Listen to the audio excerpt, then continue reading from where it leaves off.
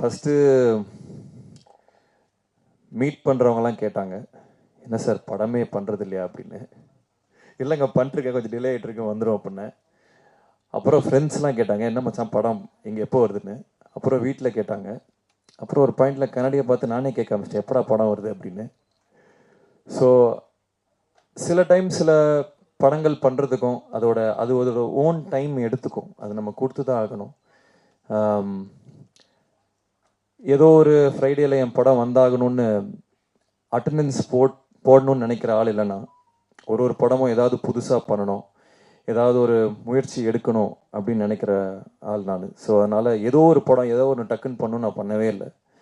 இந்த கதை எனக்கு ரொம்ப ரொம்ப பிடிச்சது. விக்னேஷ் ராஜா ஃபஸ்ட்டு எழுதின கதை இது. ஒரு மாதிரி இப்போ சினிமா கொஞ்சம் மாறின மாதிரி எனக்கு தோணுச்சு. கதை விட அதோட ஸ்க்ரீன் பிளே என்னவா இருக்கும், அது தேட்டருக்கு போனால் என்ன எக்ஸ்பீரியன்ஸை கொடுக்கும் அப்படின்னு மாறின மாதிரி எனக்கு ஒரு ஃபீலிங்கு. ஸோ இந்த படம் பொறுத்த வரைக்கும் கதையாக பார்த்தா இந்த மாதிரி நிறையா கதைகள் வந்திருக்கு. பட் அதோட ஸ்க்ரீன் பிளே, அது கொடுக்கக்கூடிய எக்ஸ்பீரியன்ஸ், தேட்ரிக்கல் எக்ஸ்பீரியன்ஸ் கண்டிப்பாக நான் வந்து ஃபுல் கான்ஃபிடென்ஸோடு சொல்லுவேன், இந்த மாதிரி ஒரு படம் ரீசெண்ட் டைம்ஸில் வந்ததில்லை. ஏன்னா அவ்வளோ மொமெண்ட்ஸ் இருக்கும். டைரக்டர் சொன்ன மாதிரி பெண்கள் ரசிக்கக்கூடிய நிறைய மொமெண்ட்ஸ் இருக்கும். அதாவது பெண்களோட கஷ்டங்களை பற்றி பேசுகிற படம் அப்படிலாம் இல்லை. இது நிறைய மாஸ் மொமெண்ட்ஸே இருக்குது, விமன் மாஸ் மொமெண்ட்ஸே இருக்குது. அதாவது எம்பவரிங்கான மொமெண்ட்ஸ் நிறையா இருக்குது.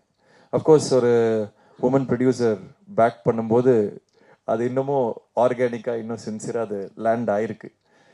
ஸோ நிறைய விஷயங்கள் எல்லாரும் சொல்கிறது தான், அவங்கவுங்க படத்தை பற்றி அவங்க சொல்லுவாங்க, நாங்கள் இப்படி பண்ணியிருக்கோம் அப்படி பண்ணியிருக்கோம்னு. பட் இந்த வாட்டி நான் அடித்து சொல்கிறேன், இந்த படம் நின்று பேசும். ஏன்னா நிறைய பேர் என்கிட்ட சொன்னது வந்து நீங்கள் கதைகள் நல்லா சூஸ் பண்ணீங்க, ஸ்டோரி செலெக்ஷன் அது இதுன்னு. பட் இதில் வந்து screen play R the moments வந்து ரொம்ப அழகாக லேண்ட் ஆகிருக்கு. என்னோட கதை சூஸ் பண்ணுறதுல நம்பிக்கை இருக்கவங்களுக்கு எல்லாமே கண்டிப்பாக இதை வந்து நீங்கள் எக்ஸ்பீரியன்ஸ் பண்ணீங்க இந்த படத்தை. அதே மாதிரி டைட்டில் அன்பில் அவன் ஃபஸ்ட்டு அஃப்கோர்ஸ் இன்னொரு டைட்டில் இருந்தது, அதை பற்றி அது லேண்ட் ஆகலை. ஸோ இது அன்பில் அவன் வந்து ரொம்ப அழகான டைட்டில், கார்த்திக் டைரக்டர் சொன்ன டைட்டில். காதலுக்காக ஒருத்தர் எவ்வளோ தூரம் போகிறான் அப்படிங்கிறது தான் இந்த படத்தோட ஒன்லைன். அது சம்டைம்ஸ் காதல் நம்ம நல்ல புத்திசாலியும் முட்டாளாக்கும், அதே சமயத்தில் ரொம்ப ஆர்டினரியான விஷயம் ஒரு மனிதனையும் எக்ஸ்ட்ராடினரியான திங்ஸ் பண்ண வைக்கும் காதல். ஸோ அதை எக்ஸ்ப்ளோர் பண்ணுற படம் தான் இது.